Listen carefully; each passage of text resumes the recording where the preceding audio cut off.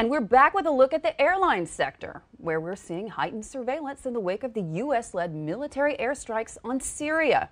Now, many carriers, of course, have rerouted their flights away from that conflict zone, but American Airlines Group on Sunday announced it was resuming routes through Russian airspace.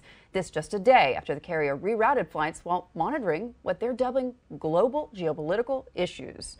And I'm joined now on set by the CEO of Etihad Airways, Peter Baumgartner. Thanks so much for joining us. Hadley, it's great to be here. Now, talk to me a little bit about what's happening over at Etihad. You've had a massive restructuring program. How soon are we going to see Etihad return to profitability?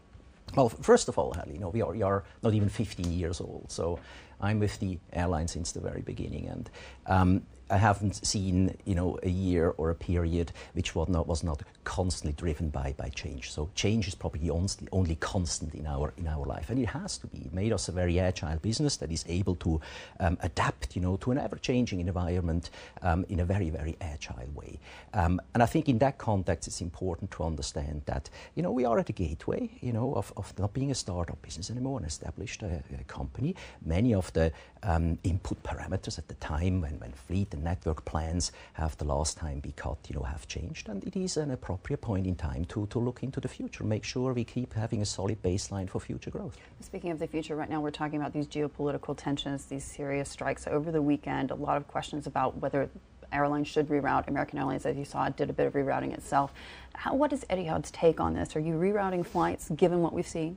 Well, first of all, safety and security of our guests and our operation is number one priority, as it should be for any airline, and it is in aviation. So that means, yes, these are times, of heightened surveillance. We are extremely well connected with, through internal and external intelligence, which gives us a very, very accurate picture of what's going on. So we would never risk, any operation over unsafe territory. So yes, we have in the past, rerouted flights to adapt to a security situation. At the moment, our flights continue to operate as per normal schedule, but this is a daily assessment of the situation, an hourly assessment of the situation. Now, of course, you have cut some of your routes, Edinburgh as well as Perth as well. Is this the end of Etihad's global ambitions?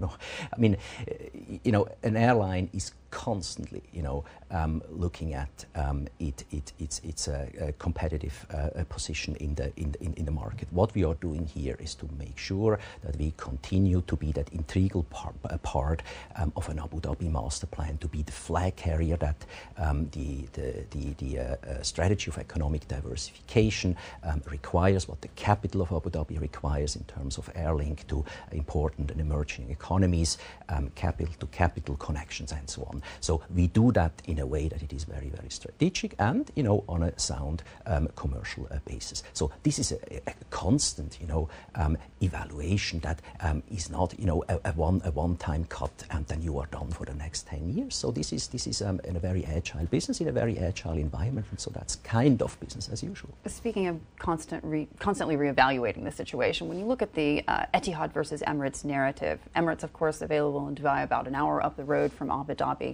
Is there a situation where you might consider cutting prices at Etihad to be competitive when it comes to keeping people from taking that drive and taking an Emirates flight? Well, it is a good question. I think it has to be seen in the context of what's currently happening in terms of airline product development and distribution. I mean, the airline industry for too long had a very limited amount of product in the shelf, which is first business economy, maybe something in between, economy plus, whatever you want to call it. But the digital transformation has also reached our industry, which allows us, to get less dependent on legacy distribution technology and allows us, to have those dozens, hundreds, millions of products out there, bundled up, customized to exactly what Hadley wants and needs, and make sure that it is at a price, that you think is good value. That's the transformation that we go very strongly through at Etihad. Yes, the fourth industrial revolution has reached us. We want to be, a first mover in many of those areas rather than a follower. That means, we will be able in the future, to be highly competitive against very price-sensitive leisure audiences at the same time time deliver on the very same aircraft the ultra-luxury experience for those people where this matters.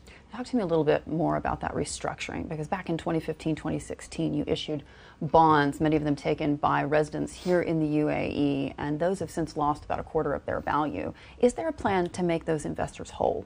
Well, these are public securities where I can't, possibly talk about, in public. But important to understand, and maybe that allows me to make a point, is that, I'm sitting here representing Etihad Airways, and the way we are structured allows me and my team to focus on the airline and ensure that the operation is continues to be on a solid footing and continues to be a successful growth story.